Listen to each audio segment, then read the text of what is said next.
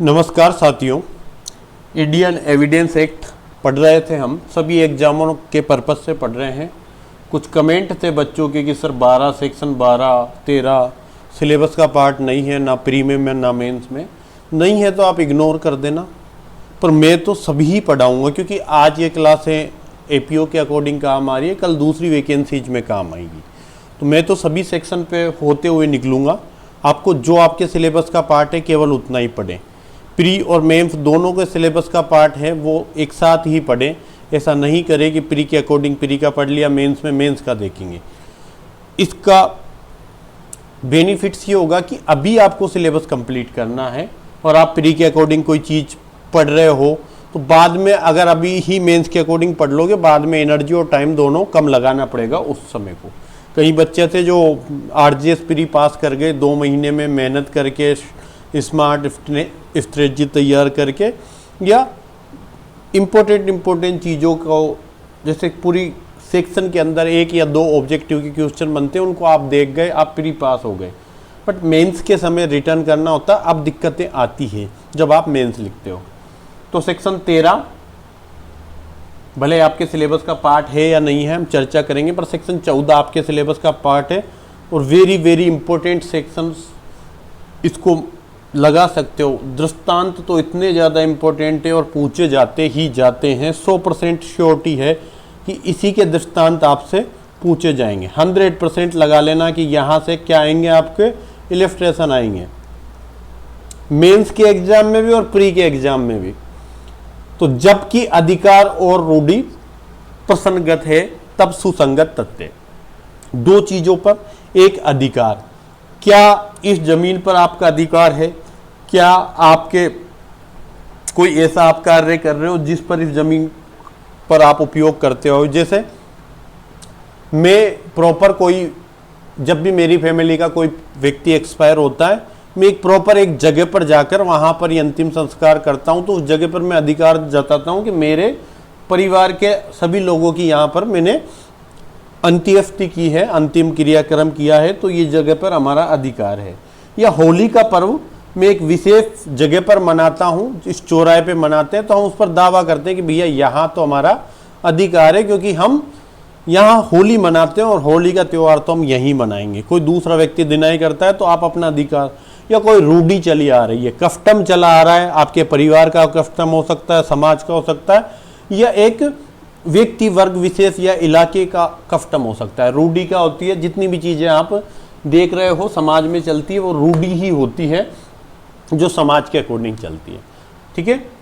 पर रूढ़ी के लिए 3 चीज़ें आवश्यक है। रूढ़ी के लिए 3 चीज़ें आवश्यक है। पहली, दीर्घकाल से चली आ रही हो। किससे? दीर्घकाल से। दूसरी, निरंतर चली आ रही हो। ऐसा नहीं कि 1 साल तो आपने कर लिया, अगले साल आप इग्नोर कर देते हो, फिर अगले साल कर लेते हो। और तीसरी, उसमें एक रूपता है। अगर तीनों चीजें किसी चीज में इंक्लूड है तो वो कस्टम बन जाती है। क्या बन जाती है? कस्टम या रूढ़ी बन जाती है। दीर्घकाल, निरंतरता, एक रूपता। जहां डीएनए हो गया वहां पर वो चीज रूढ़ी में परिवर्तित हो जाएगी। जैसे क्या होता था, पुराने समय में अग्नि के आसपास 7 फेरे लेते थे और ये कंटिन्यू चली आ रही है, निरंतरता से चली आ रही है। आपके परिवार में हर शादी हो गया, आप देख रहे हो 7 फेरे होते हैं। एक्चुअल फेरे 4 होते हैं, 3 बार तो पति पत्नी की जगह परिवर्तित करवाई जाती है, तो 3 फेरे उसको काउंट करते हैं। 4 फेरे होते हैं, तो टोटल 7 बार फेरे माना जाता है। तो 7 फेरे निरंतर चले आ रहे हैं, दीर्घकाल से चले आ रहे हैं और एक रूपता है। सभी वैसे की वैसे ही 7 फेरे ले रहे हैं, तो इसको क्या कह दिया? सप्तपदी कह दिया। और ये रूढ़ी को बाद में विधि का रूप दे दिया कि अगर सप्तपदी पूर्ण हो जाती है, 7वां फेरा कंप्लीट, इट मीन्स आपकी शादी हो गई, आपकी मैरिज हो गई। अब आप बच के भाग नहीं सकते, अब आपको डाइवोर्स की कार्रवाइयाँ संचालित करनी चाहिए अगर आपको पीछा छुड़ाना है किसी प्रकार की दायन चुड़ैल से, ठीक है। मजाक कर रहा था। महिलाएं अति सम्मानीय होती है, घर की जिम्मेदारियां संभालती है, ठीक है। तो रूढ़ी क्या हो गया? कोई कार्य जो दीर्घकाल से होता आ रहा, निरंतरता से आ रहा और एक रूपता है, उसमें चेंजिंग नहीं होती। एक रूपता मतलब सेम टू सेम मैनर में होता है, तो वो रूढ़ी का रूप धारण कर लेता है। जैसे नहीं होता क्या कि हम गांव पे कोई ओकेजन होता है जब भगवान को पूरे गांव के आसपास घुमाया जाता है, या भगवान को मंदिर से निकालकर हम दर्शन के लिए ले जाते हैं, पूरे गांव में घुमाते हैं। तो एक हमारा प्रॉपर रूट होता है, एक प्रॉपर उसका फॉर्मेट होता है, और उसी को फॉलो करते हैं तो वो धीरे धीरे रूढ़ी बन जाती है। फिर आप अभी जगन्नाथ रथ यात्रा देख लो, एक रूढ़ी का रूप ले लिया, एक कस्टम का रूप ले लिया कि लंबे समय से वही तीनों, दो भगवान और एक माता, तीनों उनके तीनों ही भाई बहन शहर भ्रमण पर निकलते हैं और वहाँ पर पूरा भ्रमण करते हैं, और जो उनका लकड़ी का वो बनना है, मेनर है, खींचने का है, सब कुछ फिक्स है, तो वो एक कस्टम बन जाता है। तो जब किसी अधिकार या रूढ़ी के अस्तित्व के बारे में प्रश्न है तो क्या क्या चीज़ें रिलेवेंट होती है? कोई संव्यवहार, कोई ट्रांजेक्शन जिसके द्वारा जो अधिकार था या रूढ़ी थी जो प्रसंगत है वो क्रिएट हुई थी, कोई ऐसा ट्रांजेक्शन जिसके कारण वो अधिकार या रूढ़ी क्रिएट हुई पहली बार, या जब उस पर आपने दावा किया, या जब उस रूढ़ी अधिकार को क्या किया, मॉडिफाई किया, या उसको आपने मान्यकृत किया, उसको प्रख्यात किया या प्रत्याख्यात किया। ये मना करना होता है, ये प्रख्यात करना, हाँ करना। कोई चीज के लिए हम बोलते हैं, जैसे ये प्रॉपर ये भगवान मेरे आराध्य देवता हैं, तो ये मैं प्रख्यात कर रहा हूँ इस सत्य को, और सामने वाला मना करता है, ये नहीं मानता भगवान को नास्तिक व्यक्ति है, वो प्रत्याख्यात कर रहा है।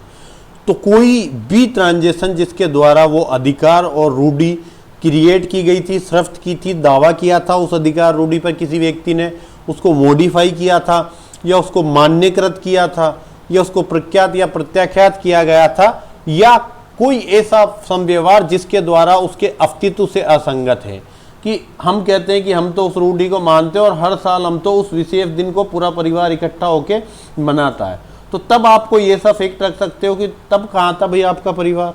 4 लोग तो अमेरिका में थे, 4 लोग आपके बेंगलोर में थे, और 4 लोग दिल्ली में बैठे थे, और केवल आपने घर के 4 लोगों ने मिलकर माता जी का या भगवान की पूजा की थी। आप तो कहते हो पूरा परिवार हम एक साथ मिलकर मनाते हैं ये त्योहार, कभी ऐसा नहीं हुआ कि हम अलग अलग रहे। तो हम क्या कर रहे हैं, उस फैक्ट को डिनाई कर रहे हैं कि आप कह रहे हो कि हमारा कस्टम एक साथ मनाते हैं। तो उस साल क्या हुआ था जब 4 अमेरिका में थे, 4 बेंगलोर में और 4 दिल्ली में थे? तो कोई ऐसा फैक्ट जो बताता है कि उस अधिकार या रूढ़ी से बिल्कुल असंगत है, वो फैक्ट का आप एविडेंस दे सकते हो। तो कोई ट्रांजेक्शन जिसके द्वारा कोई राइट है, कोई कस्टम है, क्रिएट हुआ है, ठीक है। क्रिएट के अलावा आपने क्या किया है, क्लेम किया है, मॉडिफाई किया है, रिकॉग्नाइज हुआ है, असर्टेड हुआ है, डिनाई हुआ है, या कोई ऐसा फैक्ट जो उससे बिल्कुल इनकंसिस्टेंट है, वो क्या होता है, रिलेवेंट होता है सेक्शन 13 के अंतर्गत। या वे विशिष्ट उदाहरण, वे स्पेशल एग्जाम्पल जिनके द्वारा कोई अधिकार या रूढ़ी को दावाकृत किया गया था, क्लेम किया था, माना गया था, या प्रयुक्त की गई थी, या वो विशेष उदाहरण जब ऐसे अधिकार और रूढ़ी का प्रयोग क्या रहा था, विवादग्रस्त रहा था, प्रख्यात हुआ था, या अनुसरण नहीं हुआ था। अपर कोई कहता है मेरी ऐसी रूढ़ी है, मेरा ऐसा अधिकार है, तो आप वो विशेष उदाहरण पेश कर सकते हो कि उस साल क्या हुआ था जब हमने पुलिस को बुला लिया था और आपका इस रूट पे से जुलूस नहीं निकला था।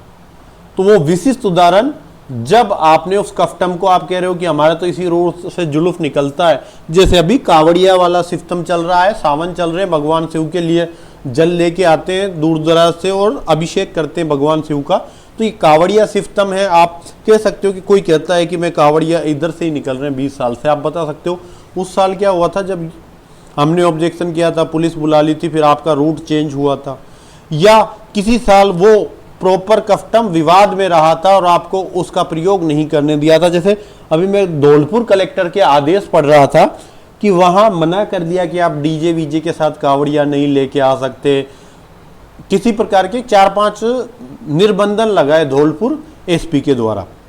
राजस्थान में आता है, बीजेपी गवर्नमेंट है, मैं प्रॉपर उस एंगल से उसको पढ़ रहा था कि देखो दिखावा कितना है धर्म का, जबकि धौलपुर आपका है, आप क्यों कांवड़िया यात्रा पे इतने रेस्ट्रिक्शन लगा रहे हो, आराम से डीजे के साथ क्यों नहीं जाने देते भाई? भगवान की आराधना करना, भगवान के भजन चलाना डीजे पे और कांवड़िया यात्रा संचालित करना कहाँ रोक टोक है भाई? पर आपका ही धौलपुर कलेक्टर इस पर आपत्ति दर्ज कराते हैं, कुछ रेस्ट्रिक्शन लगाते हैं, तो आप उसी को लेके मैंने वो खबर पढ़ी थी। तो आप डिनाई कर सकते हो, देखो आप कह रहे हो कि हम डीजे के साथ आते थे, उस साल आपको नहीं आने दिया, तो वो सारी चीज़ें आप पेश कर सकते हो। ये इलस्ट्रेशन पूरे एविडेंस का सबसे गंदा इलस्ट्रेशन है, फिर भी मैं पढ़ देता हूँ। ए को क्या मीन क्षेत्र पर अधिकार था, ये कोई था यहाँ पर मछली पालन करता था, ये कोई मीन क्षेत्र है, यहाँ मछली पालन करता था, क्या ए नामक व्यक्ति का अधिकार था? तो ए के पूर्वजों को ने जो ए के पूर्वजों को वो मीन क्षेत्र प्रदान करने वाला आप डीड दिखा सकते हो। ए के पिता ने उस मीन क्षेत्र को किसी व्यक्ति के बंधक किया था,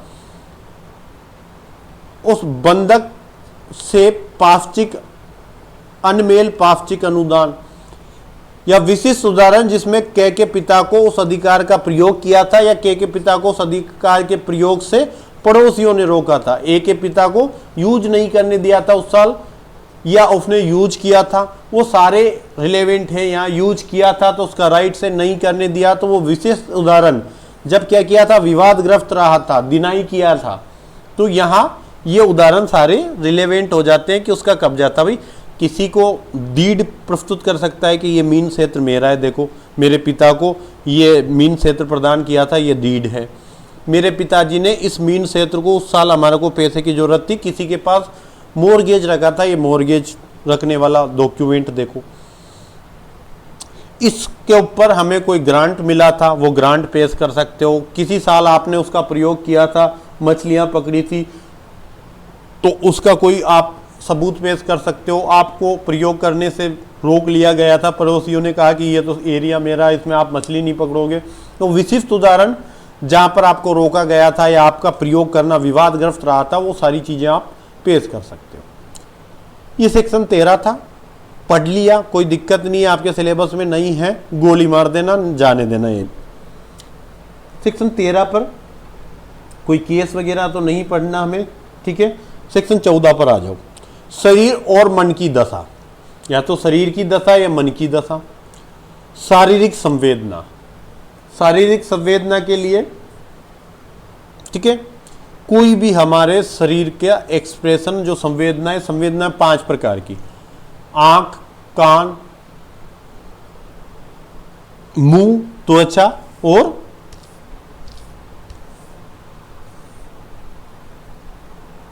नाक, 5 हमारे क्या है, ये ज्ञानेंद्रियां, ये हमारे वातावरण की चीजों को फील करती है, संवेदनाओं को ग्रहण करती है। तो शारीरिक संवेदनाओं का अस्तित्व करने वाली अब हमारे शरीर के अंदर अगर किसी प्रकार का दुख दर्द था, कोई चोट लगी थी, तो हमारे अंदर से जो उसका दुख निकलेगा वो शरीर की संवेदना होगी। तो मन की, शरीर की कोई दशा या शारीरिक संवेदनाओं का अस्तित्व दर्शित करने वाले तथ्य रिलेवेंट होते हैं किसके अंतर्गत, सेक्शन 14 में। तो अब सबसे पहले मन की दशा का पढ़ते हैं। मन की कोई भी दशा, आपके मन में क्या दशा है कि आपके मन में कोई आशय है, कोई इंटेंशन है, आपको किसी चीज का ज्ञान है, आप किसी के प्रति सद्भाव रखते हैं, जैसे आपको लगता है कि ये व्यक्ति ठीक है, आप उसके प्रति सद्भाव रखते हैं और आपने हमेशा उसको सपोर्ट किया है, या आप किसी के प्रति उपेक्षा रखते थे, या आपने कोई कार्य उपेक्षा के साथ किया या सद्भाव के साथ किया, ये प्रसंगत है, या आपने कोई कार्य उतावलेपन के साथ किया, या किसी व्यक्ति के प्रति आप दुश्मनी रखते थे वैमनस्य, या सद इच्छा, अच्छी इच्छा रखते थे, ठीक है, दर्शित करने वाले। तो ये मन की कुछ दशाएं हैं कि आपका आशय, ज्ञान, सद्भाव, उपेक्षा, उतावलापन, किसी व्यक्ति के प्रति आपका वैमनस्य, दुश्मनी, ठीक है, बुरा, या किसी के प्रति अच्छी इच्छा, सद इच्छा रखते थे, ये सारे तथ्य और शरीर की या शारीरिक संवेदना की किसी भी दशा का अस्तित्व दर्शित करने वाले तथ्य सुसंगत है। या तो शरीर की कोई दशा या शारीरिक संवेदना की कोई भी दशा है, उसका अस्तित्व था या नहीं था, ये तथ्य सुसंगत है जब न्यायालय के सामने से मन की, शरीर की या शारीरिक संवेदना की किसी दशा का अस्तित्व विवाद्य या सुसंगत है। कि जब न्यायालय के सामने ये मामला विवाद में है या ये न्यायालय के सामने सुसंगत तथ्य है कि क्या कोई व्यक्ति के मन की या शरीर की दशा उस वक्त ऐसी थी या उसकी शारीरिक संवेदना किसी प्रकार की रही थी, तो वो सारी चीज़ें रिलेवेंट होगी जो उसके मन की, शरीर की या शारीरिक संवेदना की दशा दर्शित करती है। क्या क्या हो सकता है?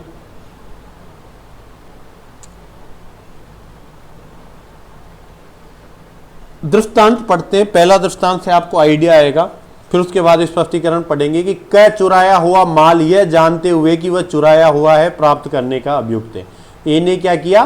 चुराया हुआ माल यह पता होते हुए भी कि यह माल चोरी का है, उसको प्राप्त करने के लिए अभियुक्त बनाया गया ए को, और यह साबित कर दिया जाता है कि उसके कब्जे में कोई विशिष्ट चुराई हुई चीज है और उसके पोजीशन में से कोई थेफ्ट आर्टिकल बरामद कर लिया जाता है, चुराई हुई चीज बरामद कर ली जाती है, तो साबित हो जाता है कि उसके कब्जे में कोई चुराई हुई चीज है।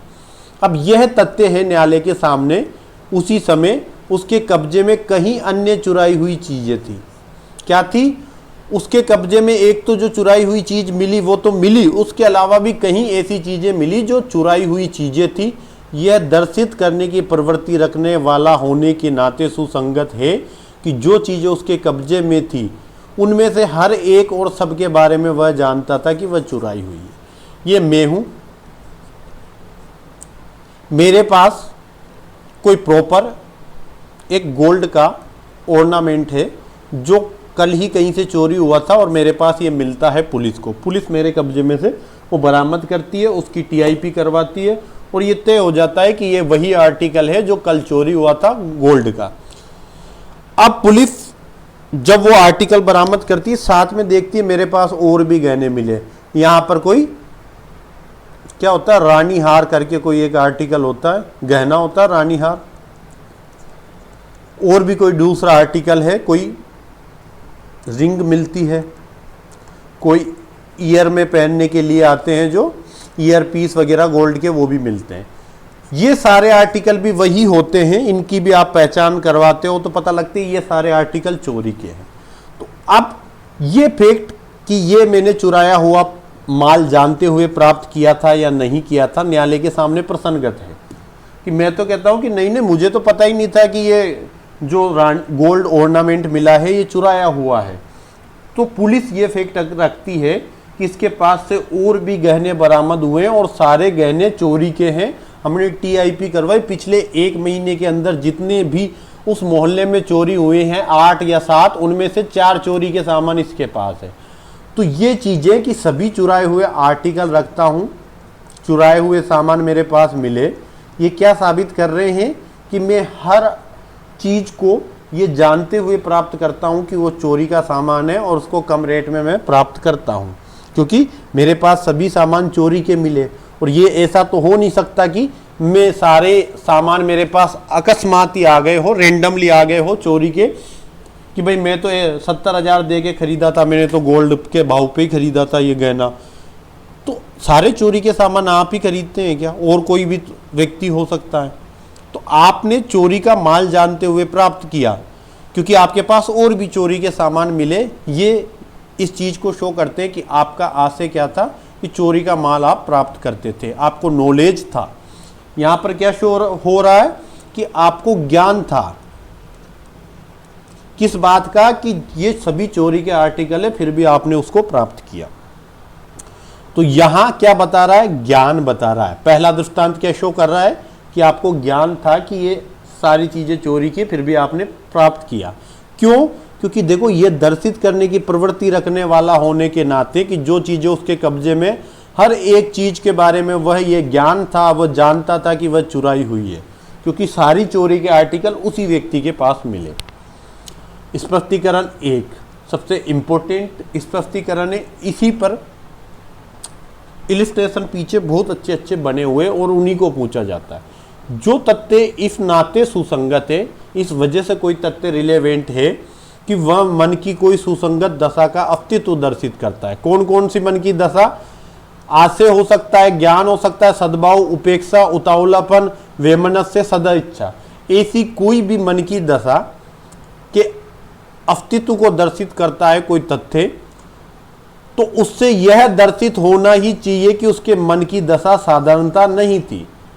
ऐसा न हो कि आपको ये चीज फैक्ट शो करना पड़ेगा कि उसकी मन की दशा जनरली नहीं थी, अपितु प्रसंगत विशिष्ट विषय के बारे में थी। जिस विषय के बारे में न्यायालय के सामने प्रश्न है, उस विषय के बारे में उसके मन की दशा थी, जनरली ऐसी दशा नहीं थी। जैसे एक मेरे बारे में जनरली ये मान के चलो कि मैं जब भी किसी व्यक्ति को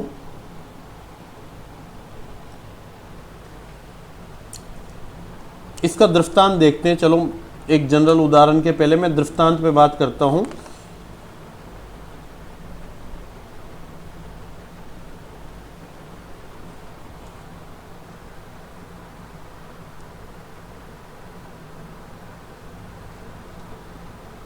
इस दृष्टांत को देखते हैं। कै सासे असन द्वारा ख की मृत्यु कारित करने के लिए हत्या के लिए कै क्या करता है, ट्रायल किया जा रहा है कै का, किसके लिए कि उसने किसी को इंटेंशनली शूट किया है। सासे असन का मतलब होता इंटेंशनली शूट किया है किसी व्यक्ति को, ब नामक व्यक्ति को, और उसकी मृत्यु कारित कर दी, उसका हत्या के लिए विचारण हो रहा है। यह तथ्य कि कै तो अन्य अवसरों पर भी ख पर हमला किया था, उसने पहले भी 2-3 बार ख पर हमला किया था, ये यहां उसका आ से दर्शित करने के नाते सुसंगत है। क्यों? क्योंकि उसने ख नामक व्यक्ति पर पहले भी 2-3 बार हमला किया था। तो यहां कै का इंटेंशन शो होता है कि कै की इंटेंशन थी कि बै की मृत्यु कारित करे, पर यह तथ्य कि कै लोगों की अक्सर हत्या करता रहता था और वो गोली चलाता रहता था आम लोगों पे, यहां विसंगत है। क्योंकि ये तो स्पेशल केस है कि क्या ख के प्रति उसका इंटेंशन ऐसा था। अब आप कहते हो कि नहीं, वो तो आदतन अपराधी था, हर किसी को गोली मारता था, क्या करता था, वो लोगों पर उनकी हत्या करने के लिए शूट करता ही रहता था आए दिन। तो ये धारा 14 के अंतर्गत रिलेवेंट नहीं होगा। क्यों रिलेवेंट नहीं होगा? इसलिए कि हो सकता है आप एक व्यक्ति के प्रति अलग इंटेंशन रखते हो, दूसरे व्यक्ति के प्रति अलग इंटेंशन रखते हो। प्रॉपरली केस में बात करें, जैसे एक व्यक्ति है, उस पर यह चार्ज है कि उसने किसी महिला के साथ रेप ऑफेंस कमिट किया। अब आप ये कहते हो कि ये तो किसी भी महिला के साथ देखते ही उसके साथ सेक्सुअल ऑफेंस करने का पहले भी आतन आरोपी रहा है, तो आप ऐसे नहीं कह सकते कि कॉमनली कई महिलाओं के साथ किया। आप देखो कि उन्होंने, हो सकता है उसने किसी प्रॉपर 8-10 महिलाओं के साथ किया हो, पर उसने 100 महिलाओं के साथ नहीं भी किया, तो आप उसका कॉमन इंटेंशन शो नहीं करते। क्या उसने अपने घर में रहने वाली महिलाएं जिनमें पारिवारिक सदस्य होते हैं उनके साथ रेप किया? नहीं किया। तो आप कॉमनली नहीं बता सकते कि वो व्यक्ति किसी के प्रति इंटेंशन। आप ये कह सकते हो कि उस महिला के साथ इसने पहले भी एक बार छेड़छाड़ की थी, एक बार इसने 354 का ऑफेंस किया था, सेक्सुअल हरेसमेंट कर रहा था लंबे समय से, तो इसका इंटेंशन शो कर सकता है कि उस महिला के प्रति रेप करने का इनका इंटेंशन था। पर एक व्यक्ति के प्रति आपका क्या रवैया है वो हर व्यक्ति के प्रति लागू नहीं हो सकता है मैं सारी दुनिया से नफरत करता हूं, हो सकता है कि मुझे एक व्यक्ति से बहुत प्रेम हो। तो ये जनरल सा है कि ये मत देखो कि वह गुनहगार कितना है, यह देखो कि आपके प्रति वफादार कितना है। हो सकता है उसने 50 गुना किया हो, पर ऐसा भी पॉसिबल है कि वो 4-5 लोगों के प्रति बहुत वफादार रहा हो। तो आप कॉमन इंटेंशन शो नहीं कर सकते, आपको पर्टिकुलर पर्सन के प्रति पर्टिकुलर केस में बताना पड़ेगा कि उसका इंटेंशन क्या था। तो यहां क्या होगा, जनरली आपको तथ्य नहीं पेश करने,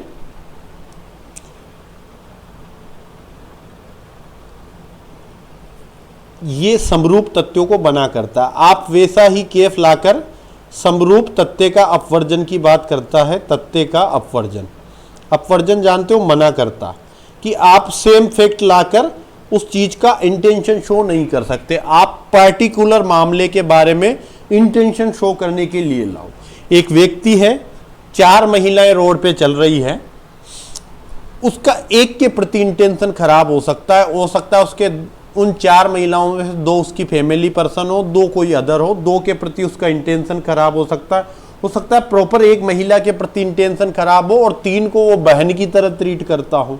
तो हो सकता है आपने देखा होगा कि जनरली एक ही क्लासरूम में आपका पढ़ने वाले 20, 30, 50 बच्चों में से किसी के प्रति आपका इंटेंशन अलग होता है, किसी के प्रति आप जनरल ऐसे नहीं कह सकते। जैसे कोई व्यक्ति बैड बॉय होता है या कोई व्यक्ति बैक बेंचर होता है, तो आप ये नहीं कह सकते कि वो हर किसी के प्रति ही बुरा बिहेव कर सकता है।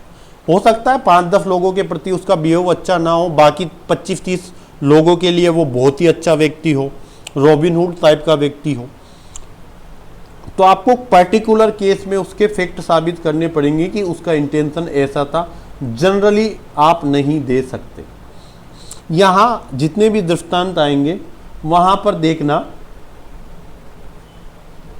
अभ्यासी था या वो प्रॉपर किसी चीज को करता था, ऐसे कोई भी शब्द आए तो वहां वह आदतन ऐसे करता था, अभ्यासी था, वहां विसंगत कर देना।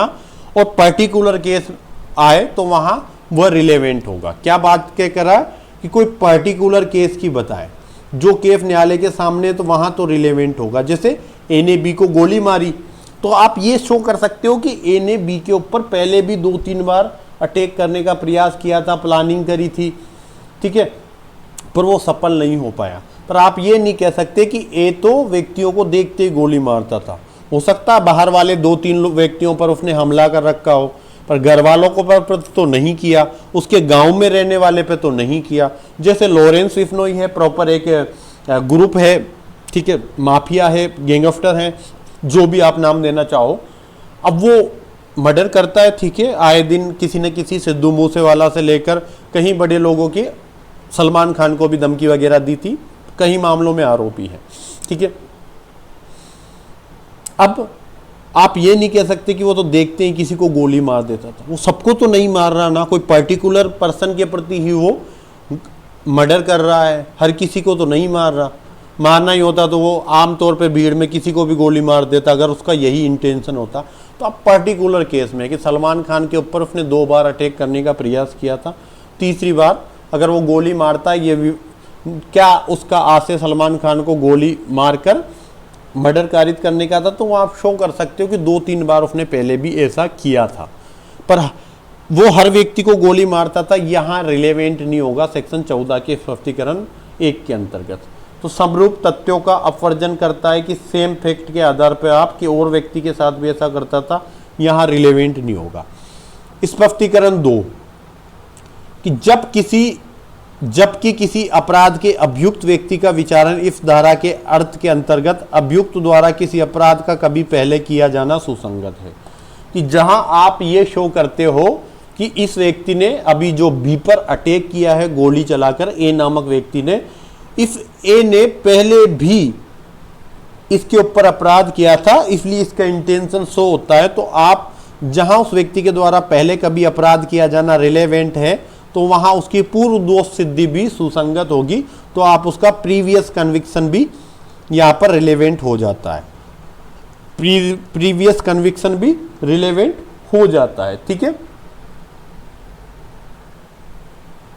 प्रीवियस कन्विक्शन आप कहीं जगह रिलेवेंट करोगे, सेक्शन 150, एक तो 54 में करोगे, उसके अलावा आप 153 में करोगे, सीआरपीसी में भी कई जगह आप देखोगे 236 में जब आप कन्विक्ट कर देते हो तो पूर्व दोष सिद्धि का लेते हो, 248 में भी लेते हो, 211 में चार्ज लगाते हो पूर्व दोष सिद्धि का, 298 में पूर्व दोष सिद्धि कैसे साबित की जाएगी। तो ये रिलेवेंट प्रोविजन है, जब आप प्रीवियस कन्विक्शन पढ़ रहे हो वही साइड में लिख लो।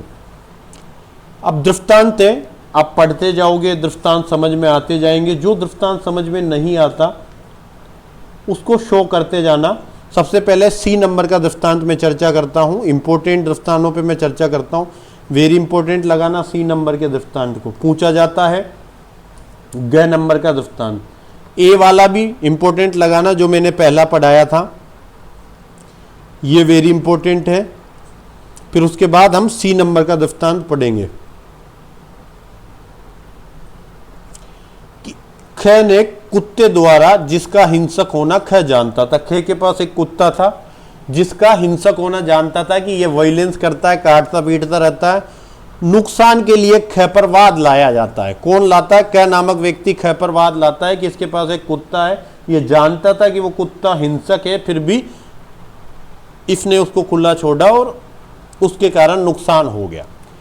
यह तथ्य कि कुत्ते ने पहले भी भ को, म को और य को काटा था।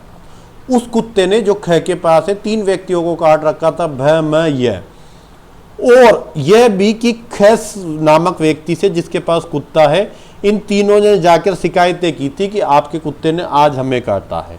तो यहां ये चीजें रिलेवेंट है। क का कुत्ता हिंसक था, ये न्यायालय के सामने क्या है? क्वेश्चन है। और उसका कुत्ता हिंसक होने के बाद भी उसने क्या किया? खुले में छोड़ा और उसने क्या कर दिया? क नामक व्यक्ति को काट दिया और क को हो गया उससे नुकसान।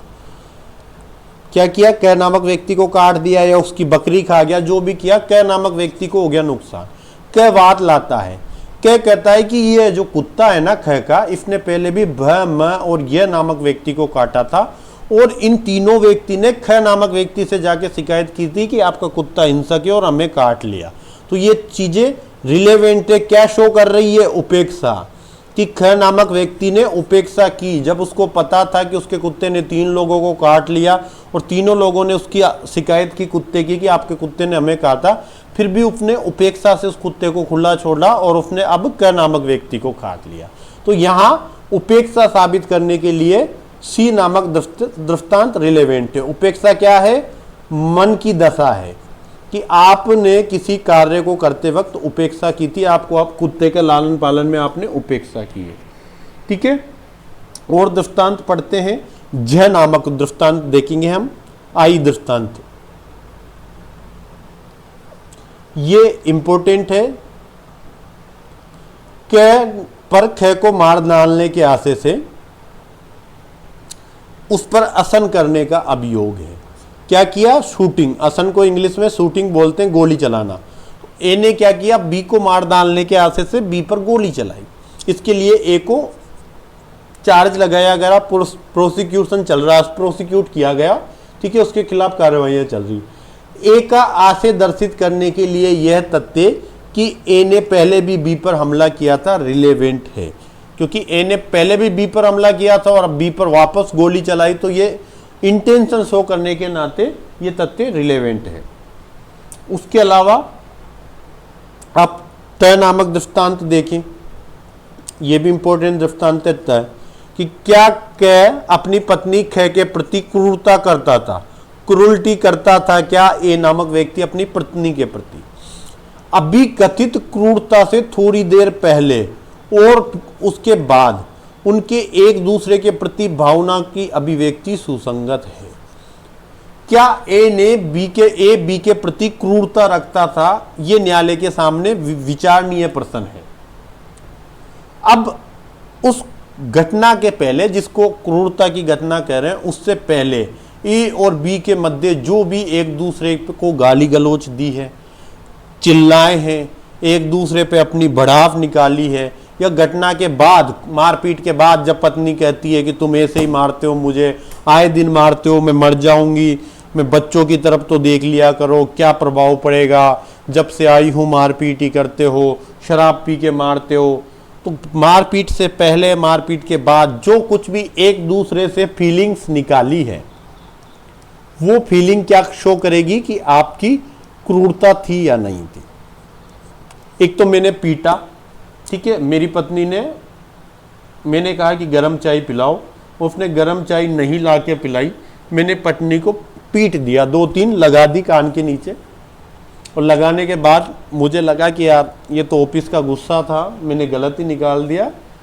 हो सकता है पत्नी कोई काम में बिजी हो, चाय बना के नहीं लाई हो, या चाय में मान लो नमक डाल के ले आई, उस बात पे मैंने उसको 2-3 थप्पड़ लगा दी। तो मुझे लगा हो सकता है कि चीनी की जगह नमक डाल दिया, गलती होगी हो। मैंने पत्नी को तत्काल कहा कि आई एम फीलिंग सॉरी, कान पकड़े, गले लगाया, मना लिया, वापस राजी कर लिया कि गलती होगी। तो ये क्या, मेरी भावना शो कर रही है कि मैं उसके प्रति क्रूरता नहीं रखता था, मेरा बहुत प्यार से सद्भाव था उसके प्रति, अच्छी इच्छा रखता था। गुस्सा आ गया, गुस्से में 1-2 पति पत्नी के बीच में हो जाती है। आप भी अपने माता पिता से पूछोगा, कभी ना कभी उनका जो भी 25-30 साल का 40 साल का वैवाहिक जीवन है, कभी ना कभी एक आध मारपीट की घटनाएं आमतौर पे हो गई, एक दो थप्पड़ हो जाती है, नॉर्मल है, गृहस्थी में ये सारी चीज़ें चलती रहती है।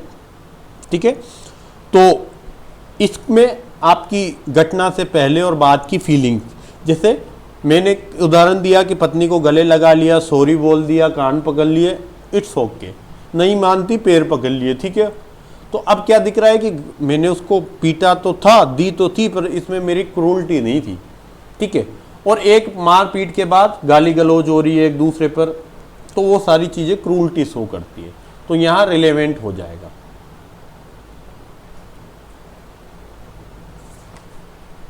उसके बाद चलो एक ये ध वाला दृष्टांत बहुत इंपॉर्टेंट है, आरजेएस में पूछा भी गया है। ठीक है, आरजेएस में आया हुआ दृष्टांत है, क को ऐसी उपेक्षा के लिए ख पर वाद लाता है। क नामक व्यक्ति किस पर वाद लाया? ख पर वाद लाया। किसके लिए? उपेक्षा के लिए। जो ख ने उसको जो गाड़ी दी थी वो किसी भी काम की गाड़ी नहीं थी, अनुपयोग्य गाड़ी भाड़े पर देने के लिए, जिससे क नामक व्यक्ति को सती हुई। क को क्या हुई? सती हुई। क्यों? क्योंकि उसने ख से एक गाड़ी किराए पे ली थी और वो गाड़ी थी कबाड़ा, अनुपयोग्य गाड़ी थी, कबाड़ा गाड़ी थी, जिसके कारण क्या हुआ? क नामक व्यक्ति को नुकसान हुआ। तो क लेकर आ गया वाद। यह तथ्य कि उस विशिष्ट गाड़ी में, जिस गाड़ी को अनुपयोग्य या कबाड़ा गाड़ी कह के मैं संबोधित कर रहा हूं, उस गाड़ी की त्रुटि को लेकर अन्य अवसरों पर भी ख का ध्यान आकृष्ट किया गया था। ख को बताया था कि भैया तेरी गाड़ी में है दिक्कत, तो इसका ठीक करा, स्टीयरिंग ठीक नहीं है, ब्रेक ठीक नहीं है, और उसका ध्यान आकृष्ट किया गया था। ये रिलेवेंट है क्योंकि वही गाड़ी, यहाँ क्या लिख रहे हैं? विशिष्ट गाड़ी। तो विशिष्ट गाड़ी के प्रति ध्यान दिलवाया गया था कि इस गाड़ी में दिक्कत है, आप चेक कराओ, ये कबाड़ा गाड़ी है और आपने अभी आज मेरे साथ एक्सीडेंट होता बचा। ऐसा 4-5 लोगों ने उसको अन्य अवसरों पर भी ध्यान दिलवाया था बी को कि आपकी गाड़ी कबाड़ा है। तो ये तो क्या हो गया? रिलेवेंट हो गया। क्यों? क्योंकि विशिष्ट गाड़ी में। अब ये देखना, यह तथ्य कि ख उन गाड़ियों के बारे में जिनको भाड़े पे देता था, ख के पास थी 10 गाड़ियां, तो 10 की 10 गाड़ियों को वो भाड़े पे देता था, तो उनके प्रति उपेक्षावान था। वो देखता नहीं था कि गाड़ियों की सर्विस कराएं या नहीं कराएं। ऐसा आप फैक्ट न्यायालय के सामने रखते हो कि ये तो उपेक्षावान था, ये तो सारी गाड़ियों को कभी चेक करके नहीं देता था कि इसकी गाड़ियां कबाड़ा हैं, ये है वो है। तो ये प्रॉपर रिलेवेंट नहीं होगा क्योंकि वो अभ्यास तो उपेक्षावान था। हो सकता है आप उपेक्षावान रहे हो, अभ्यास है, पर किसी प्रॉपर व्यक्ति के प्रति आप बहुत एक्टिव होते हैं। एक उदाहरण दिखाता हूं कि मैं आप में से किसी व्यक्ति को कॉल करता हूं कि भैया आज आपके शहर में मेरे पिताजी आ रहे हैं और आप उनको अपनी मोटरसाइकिल प्रोवाइड करवाना। ठीक है, मेरे पिताजी आ रहे हैं और आप उनको आपकी मोटरसाइकिल प्रोवाइड करवाना। 2-3 घंटे उनको शहर में काम करना है या घूमना है, उसके बाद वो आपको दे देंगे।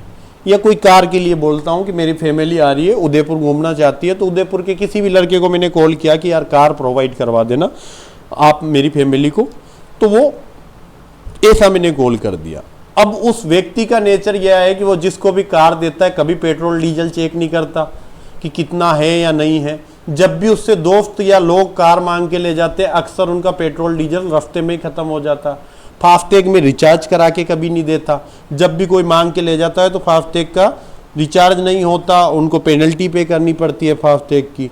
या वो गाड़ी को कभी भी साफ करके नहीं देता, अंदर से वाइन वगैरह की स्मेल आती है, जर्दा गुटखा की आती है, धोकर नहीं देता, साफ करके नहीं देता। कौन व्यक्ति? जो उदयपुर में रहता है। तो वो क्या है? अभ्यास तो उपेक्षावान है। लोगों को जब भी गाड़ी देता है तो कहीं ना कहीं उसकी शिकायतें आती है कि भैया वो तो ऐसा है। पर जैसे ही मैंने कॉल किया तो उसने कहा यार सर का फोन आया और सर की फैमिली आ रही है। अब वो क्या हो गया? मेरे प्रति अटेंशन हो गया कि यार सर की फैमिली आ रही है और सर को मैं बहुत रेस्पेक्ट करता हूं और ये प्रॉपर मामला मुझे पर्सनली डील करना है।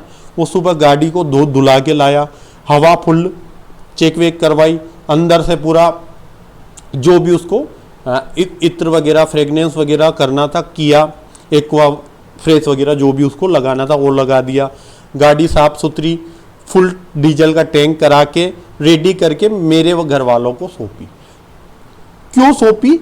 आप क्यों अब मामला देख रहे हो कि वो अभ्यस्त उपेक्षावान था। वो दोस्तों को देता था तो 4-5 किलोमीटर गाड़ी चलती थी, डीजल खत्म हो जाता था। पर इस विशिष्ट मामले में जब मेरी बारी आई, मेरी फैमिली की बारी आई कि माय फैमिली का मामला आया, तो उसने क्या किया? स्पेशल ट्रीटमेंट दिया। रीजन तो इसलिए यहां पर कहा गया कि वो अभ्यस्त किसी के भी प्रति उपेक्षावान हो, पर वो किसी पर्टिकुलर पर्सन के प्रति अच्छा भी हो सकता है। इसलिए आप ये नहीं कह सकता कि वो हर व्यक्ति के प्रति उपेक्षावान था। आप पर्टिकुलर केस में दिखाओ कि क्या इस व्यक्ति के प्रति पहले भी उसने ऐसा उपेक्षा की है। कि जैसे एक और उदाहरण देता हूं, मेरे पास 10 लोग आते हैं, मैं 9 व्यक्तियों को आने पर प्रॉपर चाय वाय पिलाता हूं, बढ़िया चाय के साथ स्नैक्स वगैरह रखता हूं, आदर सम्मान करता हूं। जब भी वो व्यक्ति आते हैं मैं अपनी सीट से उठता हूं, सम्मान देता हूं। और 10वां व्यक्ति आता है, जो भी मेरे साथी है, मान लो सारे सभी मेरे साथी हैं, सभी का 9 का सम्मान करता हूं। 10वें व्यक्ति को ना तो मैं चाय पिलाता हूं, ना उसको रिस्पेक्ट देखता हूं, और एक मेरा बड़ा उदार रवैया है उसके प्रति। तो अब आप ये नहीं कह सकते कि सर तो सब पर्टिकुलर मामले में ऐसा करते थे, कि हो मैं 9 व्यक्ति के प्रति अच्छा था पर उस प्रॉपर व्यक्ति के प्रति बुरा था, या मैं प्रॉपर 5 व्यक्तियों के प्रति अच्छा हूं 5 के प्रति। इसलिए यहां पर कहा है कि आप अभ्यास्त मामला नहीं शो करना, वो सामान्यतः ऐसा था या अभ्यास्त ऐसा था। जहां भी ऐसे शब्द आ जाए अभ्यास्त, वहां सीधा एक शब्द देख लो, विसंगत। आपसे दृष्टांत देगा, पूरा क्या करेगा, इस दृष्टांत को देगा और यहां से इस चीज को वो अभ्यास्त ऐसा था यहां तक दे देगा और पूछेगा कि उपरोक्त तथ्य है सुसंगत, ए में दे देगा, दूसरे में दे देगा विसंगत, तीसरे में दे देगा या तो सुसंगत या विसंगत, फोर्थ में दे देगा कोई भी नहीं। तो जहां अभ्यास्त आ गया वहां पर विसंगत है, और जहां विशिष्ट मामले में या पहले भी उस व्यक्ति को ज्ञान में लाया गया था कि आपकी ये गाड़ी खराब है, या पहले भी उसके कुत्ते ने किसी लोगों को काटा था, उन्होंने बताया था कि आपका ये कुत्ता काटता है, पार्टिकुलर कुत्ता काटता है, तो वहां वो चीजें रिलेवेंट हो जाती है। तो पार्टिकुलर केस में रिलेवेंट, जैसे आप इंग्लिश में देखते हो ना, पार्टिकुलर केस आता है तो आप द लगा देते हो, ठीक है। तो ठीक ऐसा ही पर्टिकुलर केस आया तो रिलेवेंट, और अगर जनरल उसका बिहेवियर आया तो वहां इरिलेवेंट हो जाएगा, विसंगत हो जाएगा, ठीक है। और यह दृष्टांत भी इंपॉर्टेंट था, द वाला और न वाला हमने चर्चा कर ली। आई थिंक इतने ही दृष्टांत में पढ़ रहा हूं, बाकी आप पढ़ लोगे और अच्छे से पढ़ लोगे। एक बार ड वाला दृष्टांत और देख लेते हैं, यह भी इंपॉर्टेंट लगा लेना भाई। प्रश्न यह है कि क के स्वास्थ्य की दशा उस समय कैसी थी जब अपने जीवन का बीमा कराया था। आज मैं अपने जीवन का बीमा करा रहा हूं और आज बीमा कराने के समय मेरा स्वास्थ्य कैसा था, ये न्यायालय के सामने प्रश्न करते हो। क्योंकि हो सकता है 4-5 दिन बाद मैं मर गया, और जैसे बीमा कराते हैं 5 दिन बाद व्यक्ति मर जाए, तो वो बीमा के पैसे को क्लेम करने के लिए जानबूझ के उसने बीमा कराया था, उसको पता था कि मैं मरने वाला हूं, तो बीमा कंपनी के साथ चीटिंग की थी, ऐसा कोई मामला है। तो न्यायालय के सामने क्या मामला है कि जब उसने बीमा कराया था उसका स्वास्थ्य कैसा था। तो प्रसंगत समय पर, उस समय जब बीमा कराया या उसके लगभग उसके स्वास्थ्य की दशा के बारे में ए द्वारा किए गए कथन सुसंगत है। ए ने उस दिन फोन पर किसी व्यक्ति को कहा, यार मेरी तो स्वास्थ्य ठीक नहीं चल रहा 2-3 दिन से, और मैंने चेक भी करवाया था, वो पीलिया बता रहे हैं, या डेंगू का केस है, बहुत बिगड़ गया, कैंसर पे हूँ, 3rd स्टेज पे हूँ, कोई भी पार्टिकुलर केस है, कोरोना है यार, नहीं बच पाएंगे। और ऐसा सोच कहा मैंने, और उसके 2-3 दिन बाद ही मैंने बीमा करवाया। तो मेरा स्वास्थ्य की दशा उस समय पे कैसी थी, ये तथ्य जब भी मेरे मुंह से अपने स्वास्थ्य के बारे में किसी भी अपने मिलने जुलने वालों को मैंने बताया, या कोई व्यक्ति मेरे घर पे आया उसने मेरी स्वास्थ्य की दशा देखी, तो वो सब रिलेवेंट है। क्यों रिलेवेंट है? क्योंकि पार्टिकुलर मामले में मेरे स्वास्थ्य की दशा प्रसंगत है, और जिन जिन ने मेरा, अब आप ये कहते हो कि वो तो व्यक्ति अक्सर बीमार ही रहता था, और हो सकता है कि स्वास्थ्य का जब उसने बीमा कराया तब भी वो अक्सर बीमार हो, क्योंकि वो सामान्यतः बीमार रहता था। तो हो सकता है मैं साल भर बीमार रहता हूं, पर जब मैंने बीमा कराया तो मैं 3 महीने से स्वस्थ था। ऐसा भी हो सकता है कि हम साल भर बीमार रहते हैं और जब जरूरत होती है जब हमें लगता है कि यार इस समय हमें हमारा स्वास्थ्य ठीक हो जाए, हम प्रॉपर स्वास्थ्य भी ठीक हो जाता है। तो ठीक वैसा ही है कि आप जिंदगी भर काम नहीं आए, पर सबसे इंपॉर्टेंट मौके पर जब मुझे आपकी जरूरत थी तब आप काम आ गए। तो मैं ये नहीं कहूंगा कि वो जीवन भर काम नहीं आया। क्या पर्टिकुलर दिन आपने हेल्प मांगी थी वो व्यक्ति काम आया था? नहीं। आप कहोगे वो तो कोई काम का ही नहीं है, जीवन भर जब भी कोई भी हेल्प मांगता था मना कर देता था। हो सकता है सबको मना कर दिया हो, पर एक पर्सन ऐसा हो जिसको उसने कभी मना नहीं किया हो, उसके लिए वो आधी रात को भी उठकर चल देता हो। तो आपको पर्टिकुलर मामले में फैक्ट रखने हैं, उसके आधार पर मामला करना है सेट। ठीक है, सेक्शन 14 आई थिंक बहुत अच्छे से समझ में आया होगा। इंग्लिश देख लेते हैं इसकी। अच्छा, के फ्लोज और देखने हैं। के फ्लोज का मैं फोटो खींच के डाल दूं क्या, चल जाएगा? के फ्लोज का मैं फोटो खींच के डाल देता हूं और के फ्लोज में ऐप पर अपलोड करूंगा, क्योंकि देखो टेलीग्राम ग्रुप पर डिस्टर्ब बहुत होते हैं, तो मैं ऐप पर अपलोड करवा देता हूं के फ्लोज। वहां से आप सेक्शन 14 पर पढ़ लेना।